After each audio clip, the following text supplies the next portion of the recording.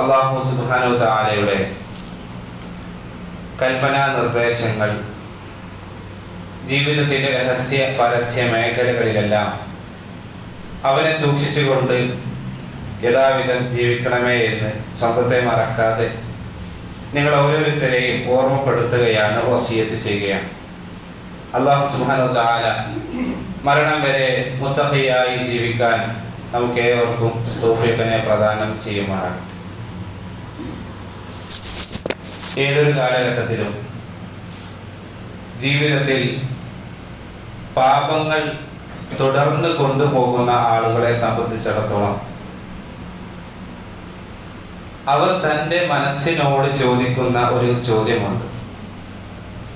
ലൗല യുഅദ്ദിബുനല്ലാഹു ബിമാ നഖൂൽ, എന്തുകൊണ്ടാണ് ഞാനിതെല്ലാം ചെയ്തിട്ടും, അതല്ല എങ്കിൽ ഞാനിതെല്ലാം പറഞ്ഞിട്ടും, ഇതെല്ലാം തെറ്റാണല്ലോ, ഇത്രയും കാലം ഞാനിത് ചെയ്യുന്നുണ്ട്, ഞാൻ ഈ ചെയ്യുന്ന കാര്യം നാട്ടിലുള്ള ആളുകൾക്കെല്ലാം ആർക്കും അത് അറിയില്ല എങ്കിൽ പോലും എനിക്കറിയുന്നതിനേക്കാൾ നന്നായി എൻ്റെ അള്ളാഹുവിനറിയാം. എന്തേ ഇതറിഞ്ഞിട്ടും അള്ളാഹു സുബ്ഹാനഹു വ തആല എന്നെ ശിക്ഷിക്കാത്തത്? ഞാൻ ഈ ചെയ്യുന്ന പാപത്തെ കുറിച്ച് അള്ളാഹുവിന് അറിയാമല്ലോ, എന്നിട്ട് എന്തേ അള്ളാഹു സുബ്ഹാനഹു വ തആല ഇത്രയും കാലമായിട്ടും എന്നെ എന്തേ ശിക്ഷിക്കാത്തത് എന്ന ഒരു ചിന്ത പൊതുവെ ആളുകൾ പാപം ചെയ്യാനായിട്ടുള്ള ചില ന്യായങ്ങൾ കണ്ടെത്തുന്നതായി നമുക്ക് കാണാൻ സാധിക്കും. യഥാർത്ഥത്തിൽ ഇതേ ഒരു ന്യായം വിശുദ്ധ ഖുർആനിൽ അല്ലാഹു സുബ്ഹാനഹു വ തആല 1400 വർഷങ്ങൾക്ക് മുമ്പ് ഇറക്കിയതാണ്. സൂറത്തുൽ മുജാദിലയിലെ 8-ാമത്തെ ആയത്തിൽ അല്ലാഹു സുബ്ഹാനഹു വ തആല പറയുന്നതാണ്. എന്താണ് ഈ പറയുന്നതിന്റെ സാഹചര്യം? പ്രവാചകൻ സല്ലല്ലാഹു അലൈഹി വസല്ലമയുടെ കാലഘട്ടത്തിൽ മദീന ഹിജ്റയിലേക്ക് പ്രവാചകൻ സല്ലല്ലാഹു അലൈഹി വസല്ലമ പ്രവേശിച്ചപ്പോൾ അവിടെയുണ്ടായിരുന്ന ജൂതന്മാരായ, അതുപോലെ തന്നെ അവരുടെ ശിങ്കിടികളായ കപട വിശ്വാസികളും അവരെല്ലാവരും പ്രവാചകനെയും സഹാബത്തികളെയും പ്രയാസപ്പെടുത്താൻ വേണ്ടി ചില കാര്യങ്ങൾ ചെയ്തിരുന്നു എന്നാണ്. അവരിങ്ങനെ ഏതെങ്കിലും ഒരു സത്യവിശ്വാസികളെ നടന്നു പോകുന്ന സമയത്ത് എന്ത് ചെയ്യുന്നറിയാം, കപട വിശ്വാസികളോ അല്ലെങ്കിൽ ജൂതന്മാരായ ആളുകൾ അവരെല്ലാവരും ഒത്തുകൂടും. എന്നിട്ട് ഇങ്ങനെ ചില ചർച്ചകൾ ചെയ്യുന്നത് പോലെ അവരിങ്ങനെ നോക്കും, ഒരു ഇടം കണ്ടിട്ട് ഇങ്ങനെ നോക്കും. എന്നിട്ട് അവരെ കുറിച്ച് ഇങ്ങനെ ചോദിച്ചാൽ അവർ കേൾക്കാത്ത രീതിയിൽ ചില സംസാരങ്ങൾ സംസാരിക്കും. സ്വാഭാവികമായിട്ടും ഇതൊരു വിശ്വാസി കാണുമ്പോൾ അയാൾക്ക് തോന്നിപ്പോകും, ഇതെന്നെ കുറിച്ചാണ് പറയുന്നത്, എനിക്കെതിരെ എന്തെങ്കിലും ഒരു പ്രവർത്തനത്തിനാണോ ഇവർ മുതിരുന്നത് എന്നെല്ലാം ഇവർക്ക് തോന്നുന്നതാണ്. മാത്രമല്ല, ഇവർ പ്രവാചകൻ സല്ലല്ലാഹു അലൈഹി വസല്ലമയുടെ അടുത്തേക്ക് സലാം പറയുന്ന കയറി വരുന്ന സന്ദർഭത്തിൽ ഇവർ ചെയ്യുന്ന അസ്സലാമു അലൈക്കും വറഹ്മത്തുള്ളാഹി, അതാണ് പ്രവാചകൻ പഠിപ്പിച്ച ഒരു തഹിയ്യത്തിന്റെ രീതി. ആ അഭിവാദ്യ രീതി അവര് വേഗത്തിൽ പറഞ്ഞിട്ട് അവർ പറയും അസ്സലാമു അലൈക്കും. അസ്സാം എന്ന് പറഞ്ഞാൽ മരണം എന്നാണ്. അവര് പാപം ചെയ്യുന്നത് അവർക്ക് അറിയാം, ഇതൊക്കെ അറിയാം. ഇതൊക്കെ എന്തുകൊണ്ട് അവർ അറിഞ്ഞുകൊണ്ട് ചെയ്യുന്നത്? അല്ലാഹു സുബ്ഹാനഹു വ തആല പറയുന്നത് അവരുടെ മനസ്സിലുണ്ട്, ലൗലാ യുഅദ്ദിബുനല്ലാഹു ബിമാ നഖൂൽ. എന്തേ ഇതൊക്കെ അല്ലാഹുവിന് അറിയാമല്ലോ, ഞങ്ങൾ പ്രവാചകനെതിരെയാണല്ലോ ഈ പ്രാർത്ഥന പ്രാർത്ഥിക്കുന്നത്, പ്രവാചകരെ താങ്കൾക്ക് മരണം ഉണ്ടാകട്ടെ എന്നെല്ലാം പറയുന്നത് അല്ലാഹുവിന് അറിയാമല്ലോ, എന്നിട്ടും എന്തേ അല്ലാഹു സുബ്ഹാനഹു വ തആല ഞങ്ങളുടെ മേൽ ശിക്ഷയെ പിടികൂടാത്തത്? അതിന് തൊട്ടടുത്തായിക്കൊണ്ട് അല്ലാഹു സുബ്ഹാനഹു വ തആല അതിനുള്ള ഉത്തരം നൽകുന്നുണ്ട്. ഹസ്ബുഹും ജഹന്നം യസ്ലൗനഹാ ഫബിഅ്സൽ മസീർ. നിങ്ങൾക്കുള്ള ശിക്ഷ ഇറക്കപ്പെടുന്നത് ഇവിടെയാണ്, ഈ ദുനിയാവിലല്ല നിങ്ങൾക്കുള്ള ശിക്ഷ ഇറക്കപ്പെടുന്നത്, അതങ്ങ് പരലോകത്താണ്. ആ പരലോകത്തേക്ക് നിങ്ങൾക്ക് കത്തിയെരിയുന്ന ജഹന്നമുണ്ട്, നരകമുണ്ട് എന്ന് അല്ലാഹു സുബ്ഹാനഹു വ തആല അവരെ ഓർമ്മപ്പെടുത്തുന്നുണ്ട് എന്നാണ്. യഥാർത്ഥത്തിൽ സഹോദരങ്ങളെ, ഈ ലോകം ഇത് ശിക്ഷക്കുള്ള ലോകമല്ല.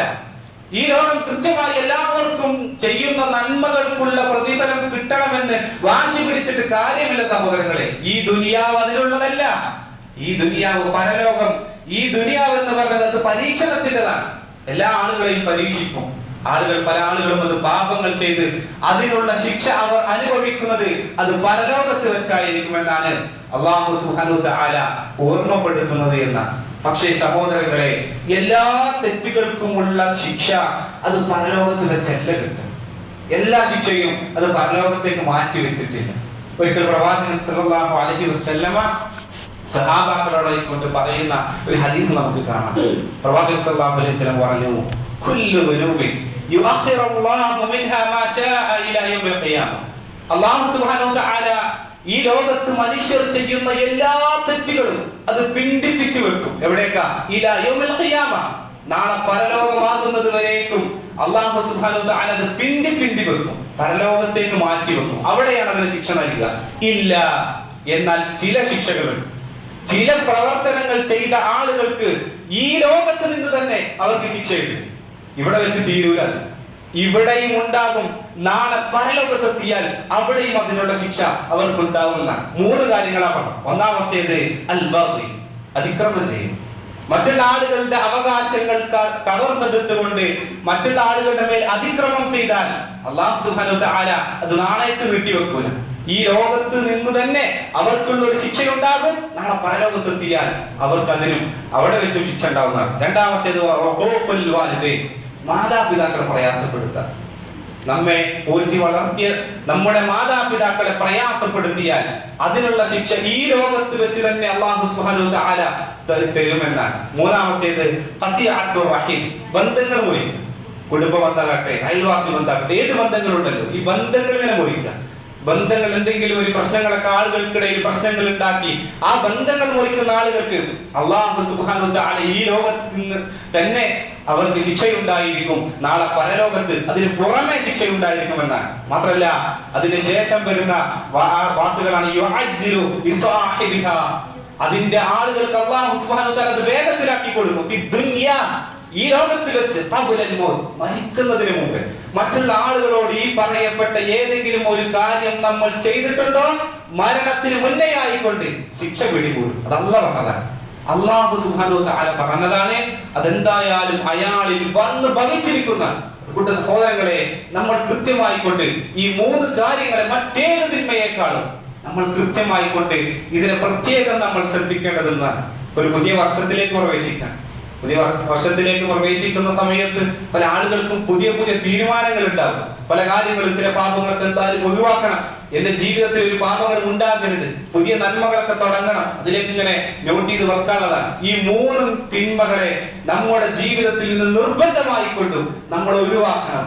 അത് നമ്മൾ പ്രത്യേകമായി കൊണ്ട് ഈ 3 തിന്മകളെ കുറിച്ച് നല്ലവണ്ണം മനസ്സിലാക്കണം. ഒരിക്കലും എന്റെ ജീവിതത്തിലേക്ക് വരില്ല എന്ന് നമ്മൾ ഇന്ന് തന്നെ അത് മനസ്സിലാക്കണം.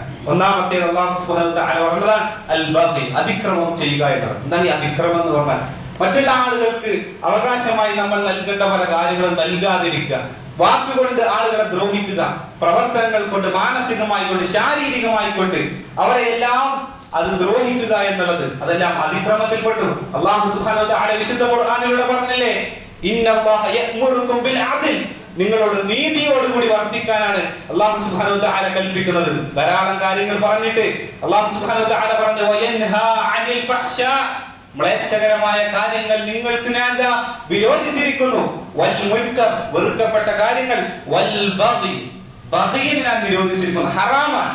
നിങ്ങൾ ഒരിക്കലും മറ്റുള്ള ആളുകളോട് അതിക്രമം ചെയ്യാൻ പാടില്ല എന്ന് അല്ലാഹു സുബ്ഹാനഹു വ തആല വിശുദ്ധ ഖുർആനിലൂടെ അറിയിച്ചു തരുന്നതായി നമുക്ക് കാണാൻ സാധിക്കും. അതുകൊണ്ട് സഹോദരങ്ങളെ, മറ്റുള്ള ആളുകളോട് എന്തെല്ലാം അതിക്രമങ്ങൾ ചെയ്യാൻ നമുക്ക് ഉള്ള സാഹചര്യങ്ങളുണ്ടോ നമ്മൾ ശ്രദ്ധിക്കണം. മറ്റുള്ള ആളുകൾക്ക് അവരിൽ നിന്ന് കവർന്നെടുക്കുന്ന എന്തെങ്കിലും സാഹചര്യം ഉണ്ടെങ്കിൽ അതിനുള്ള ശിക്ഷ ഈ ലോകത്ത് നിന്ന് തന്നെ നമുക്ക് ലഭിക്കുമെന്ന് നമ്മൾ കൃത്യമായി കൊണ്ട് മനസ്സിലാക്കണമെന്നാണ്. പലപ്പോഴും പല ആളുകളും, അത് സമൂഹത്തിൽ തന്നെ അറിയപ്പെട്ട ഒരു കാര്യമാണ്, ആളുകൾ പറയും കൊടുത്താ കൊല്ലത്തും കിട്ടുന്നത്. അതങ്ങനെ ഈ നാട്ടിലൊരു പഴഞ്ചൊല്ലായിട്ട് മാറിയിട്ടുണ്ട്. എന്താണത്?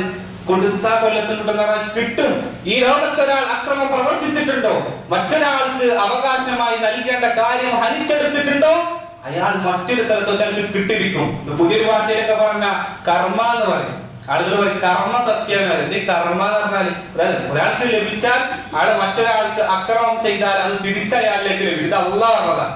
അല്ലാഹു സുബ്ഹാനഹു വ തആല പ്രവാചകന്റെ വാക്കിലൂടെ അറിയിച്ചതാണ്. നിങ്ങൾ ഒരാൾ മറ്റൊരാളെ അന്യായമായി ആക്രമിച്ചാൽ അയാൾക്ക് തിരിച്ച് ഈ മരണം പെട്ടു പോകുന്നതിന് മുന്നേ തന്നെ അയാൾക്ക് അതിന്റെ ശിക്ഷ ലഭിക്കുമെന്ന്. അതുകൊണ്ട് സഹോദരങ്ങളെ, വാക്കാലോ മാനസികമായി കൊണ്ട്, ശാരീരികമായി എങ്ങനെയും മറ്റൊരാളെയും നമ്മൾ പ്രയാസപ്പെടുത്താൻ പാടില്ല. വാക്കാൽ എന്ന് പറഞ്ഞാൽ ചെറിയ രീതിയിൽ പോലും പ്രയാസപ്പെടുത്താൻ പാടില്ല. പ്രവാചകൻ സല്ലല്ലാഹു അലൈഹി വസല്ലം പൊതുവെ തീരാറ് ആളുകൾ ആരെയും ഒന്നും പറഞ്ഞ തിരിച്ചു പറയില്ല. ആളെ പ്രയാസപ്പെടുത്താറില്ല.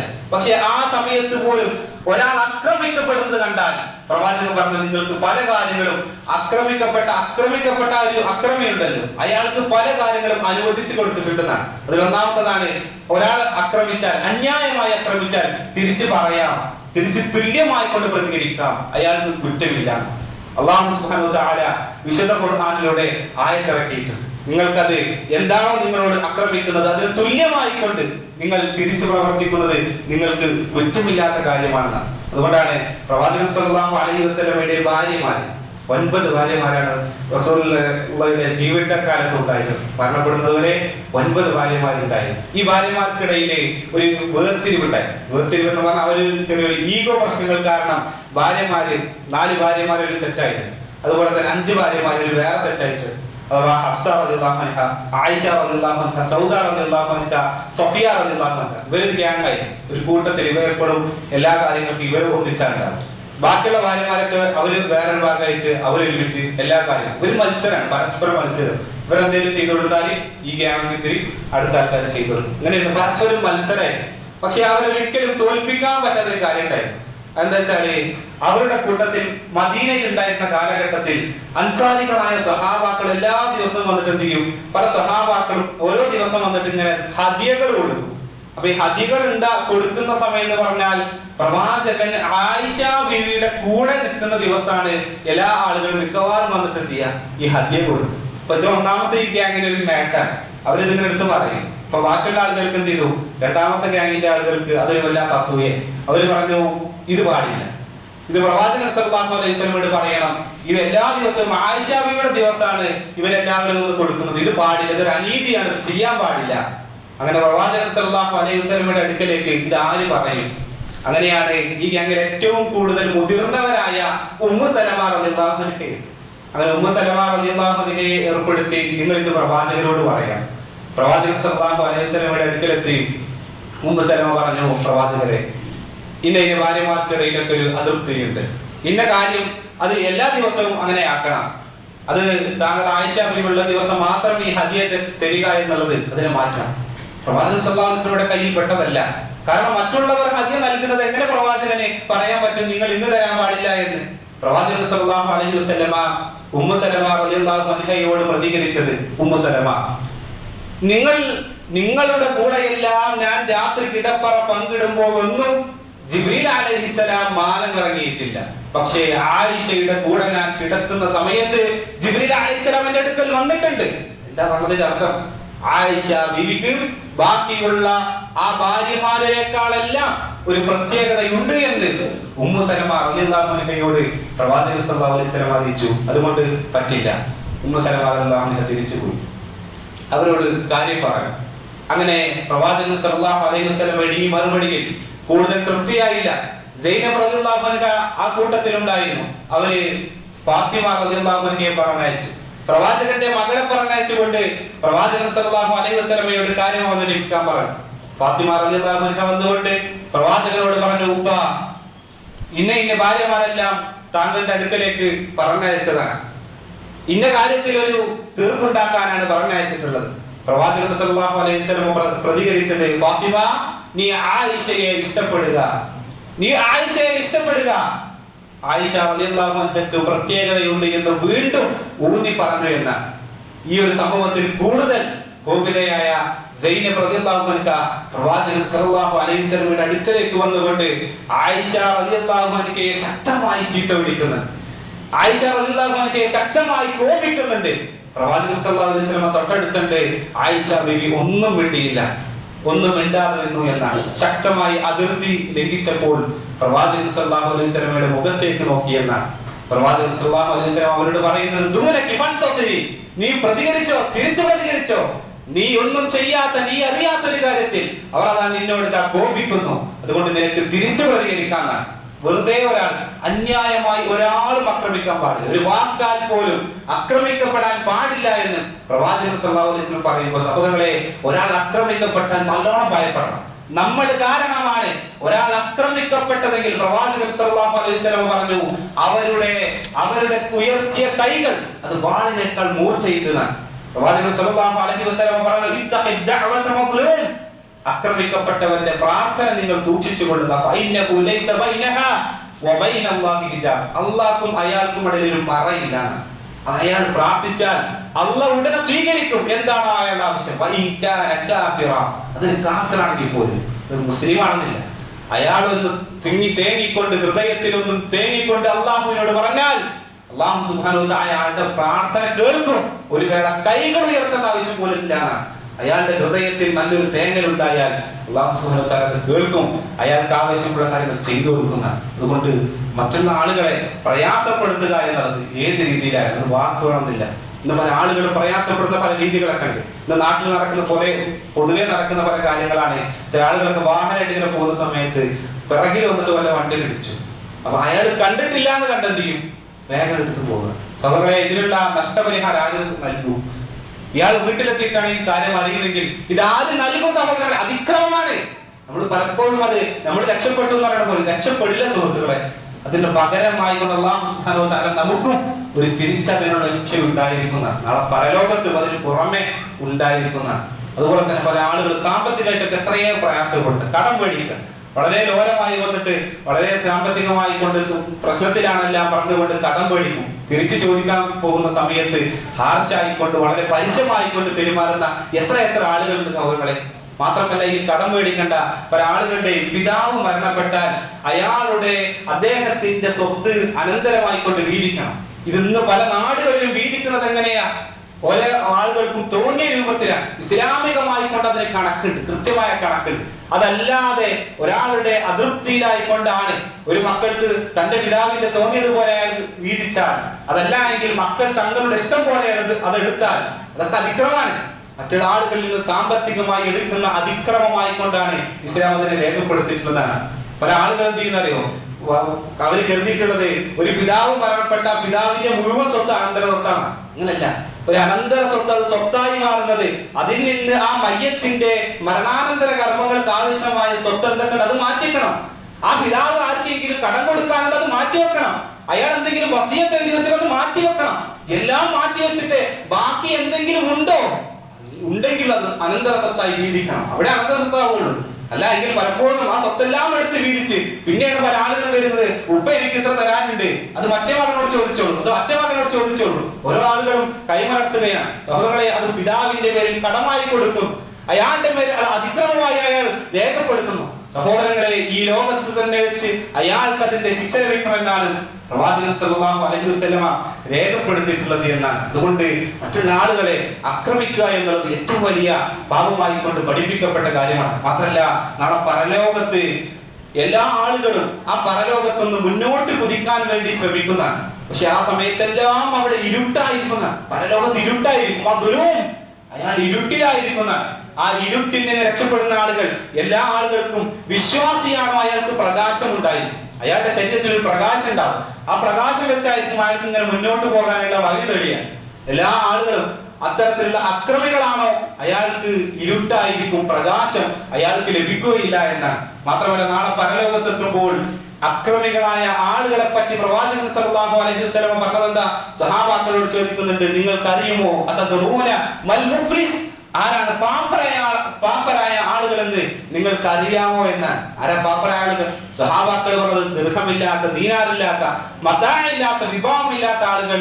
ഇവരല്ലേ പ്രവാചകരെ പാവപ്പെട്ടവരെന്ന് പറഞ്ഞാൽ?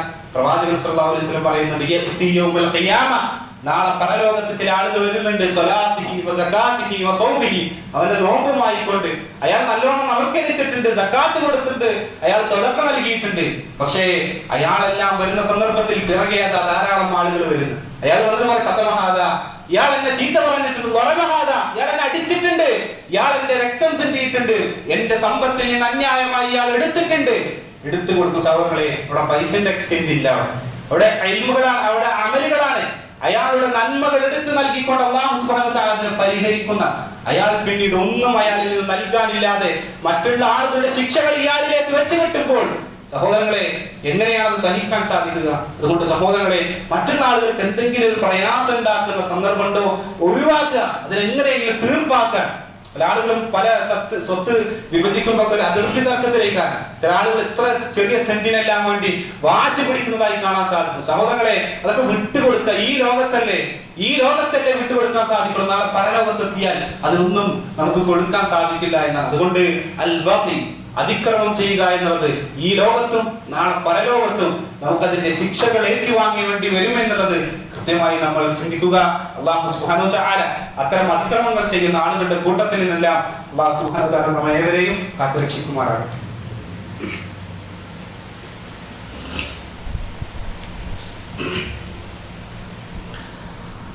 അൽഹംദുലില്ലാഹി റബ്ബിൽ ആലമീൻ والعاقبة للمتقين ولا عدوان إلا على الظالمين. അല്ലാഹുവിനെ സൂക്ഷിച്ചുകൊണ്ട് ജീവിക്കണമേ എന്ന് ഒരിക്കൽ കൂടി ഓർമ്മപ്പെടുത്തുകയാണ്, വസിയത്ത് ചെയ്യുകയാണ്. പ്രവാചകൻ സല്ലല്ലാഹു അലൈഹി വസല്ലമ ഈ ലോകത്തും നാളെ പരലോകത്തും ഒരുപോലെ ശിക്ഷ ലഭിക്കുന്ന ആളുകൾ, അവരെ സംബന്ധിച്ചാണ് നമ്മൾ പറഞ്ഞു വന്നത്. ഒന്നാമത്തേത് അൽ-ബഖി, അതിക്രമം ചെയ്ത ആളുകൾ. രണ്ടാമത്തേത് ഉഖൂഖുൽ വാലിദൈൻ, മാതാപിതാക്കളോട് അനുസരണക്കേട്, അവരെ ഉപദ്രവിക്കുന്ന ആളുകൾ എന്നാണ്. സഹോദരങ്ങളെ, ഇന്ന് പലപ്പോഴും പല ആളുകളും മാതാപിതാക്കളോട് വല്ലാത്ത രീതിയിൽ അവരെ ദ്രോഹിക്കുകയും അവർക്ക് ആവശ്യമായ സമ്പത്ത് നൽകാതിരിക്കുകയും അവരെ എല്ലാം മോശമായി കൊണ്ട് തെറി വിളിക്കുക പോലും ചെയ്യുന്ന ഒരു സമൂഹത്തിലേക്കാണ് നമ്മൾ ഇന്ന് എത്തിപ്പെട്ടിട്ടുള്ളത്. അതുകൊണ്ട് സഹോദരങ്ങളെ, ആ മാതാപിതാക്കളെ അവർ നമ്മെ എങ്ങനെയാണോ ചെറുപ്പത്തിൽ നമ്മെ പോറ്റി വളർത്തിയിട്ടുള്ളത് അതിനേക്കാൾ നന്നായി കൊണ്ട് അവരെ നോക്കാൻ നമുക്ക് സാധിക്കണം. പണ്ഡിതന്മാർ ചില കാര്യങ്ങളൊക്കെ പറയുന്നതായി കൊണ്ട് കാണാൻ സാധിക്കും. എങ്ങനെയാണ് അവരെ നോക്കുക, അവരെങ്ങനെയാണ് അനുസരണക്കേട് കാണിക്കുക എന്നുള്ളത്. ശബ്ദം ഉയർത്തുക, നല്ലോണം ശബ്ദം ഉയർത്തി അവരോട് സംസാരിക്കുക. എന്നിട്ട് പറഞ്ഞത് ഇരട്ടിയായിക്കൊണ്ട് പറയാം, അതൊക്കെ അവരോട് ദ്രോഹിക്കലാണ്. അതുപോലെ തന്നെ അവരോട് നോക്കുക, തുറിച്ചു നോക്കുക, കണ്ണുരുട്ടിക്കൊണ്ട് അവരിലേക്ക് തുറിച്ചു നോക്കുക എന്നുള്ളത് അവരെ അനുസരണക്കേട് കാണിക്കുന്നതിന്റെ ദ്രോഹിക്കുന്നതിന്റെ ഭാഗമാണ്. അവരെ അടിക്കുക എന്നത്, അവരെ ശപിക്കുക എന്നുള്ളത്, അധിക്ഷേപിക്കുക, ഇതെല്ലാം അവരോടുള്ള അനുസരണക്കേടിൽ അവരെ ദ്രോഹിക്കുന്നതിന്റെ ഭാഗമാണ് എന്നാണ്. ഇന്നമിൻ അക്ബറിൽ കബായിർ അയ്യലഅന റജുല വാലിദൈ. മാത്രമല്ല പ്രവാചകൻ സല്ലല്ലാഹു അലൈഹി വസല്ലം പറഞ്ഞു, നിങ്ങളിൽ ഒരാൾ തന്റെ പിതാവിനെ അധിക്ഷേപിക്കുക എന്നുള്ളത് അത് വൻപാപങ്ങളിൽ പെട്ടതാണ് എന്നാണ്. സഹാബാക്കൾ ചോദിക്കുന്നുണ്ട്, പ്രവാചകരെ, ഒരാൾ എങ്ങനെ ഒരാളെ വാപ്പാനെ അതല്ലെങ്കിൽ അയാളുടെ മാതാപിതാക്കൾ എങ്ങനെ ചീത്ത പറയാൻ? പ്രവാചകൻ സല്ലല്ലാഹു അലൈഹി വസല്ലം പറഞ്ഞു, യസുബ്ബു റജുൽ അബറജുൽ, ഒരാൾ മറ്റൊരാളുടെ പിതാവിനെ ചീത്ത പറയും. ആ സമയത്ത് അയാൾ തിരിച്ച് ഇയാളുടെ ഉമ്മയെയും ചീത്ത പറയാൻ കാരണമായി. അപ്പൊ നേരിട്ട് പറയണമെന്നില്ല, നമ്മൾ മറ്റുള്ള ആളുകൾ കാരണം നമ്മുടെ മാതാപിതാക്കൾക്ക് ഒരു ചീത്ത പേര് വരുത്തി വെക്കുക എന്നുള്ളതൊക്കെ അതൊക്കെ ഇതിന്റെ ഭാഗമാണ്. അപ്പൊ നമ്മൾ നല്ലോണം ശ്രദ്ധിക്കണം. നാട്ടിലൊരു ചീത്ത പ്രവർത്തനം ചെയ്ത സ്വാഭാവികമായിട്ടും അയാളല്ല ആദ്യം പറയാം, ഇതൊക്കെ ഇയാളെ മോനാന്നാ പറയാം, ഇന്ന ആളെ മകനാണെന്നാണ് നാട്ടിൽ അറിയപ്പെടുന്നത്. അപ്പൊ മാതാപിതാക്കൾക്ക് ഒരു ചീത്ത പേര് ഉണ്ടാക്കലാണ്, അതിൽ പെട്ടതാണെന്ന്.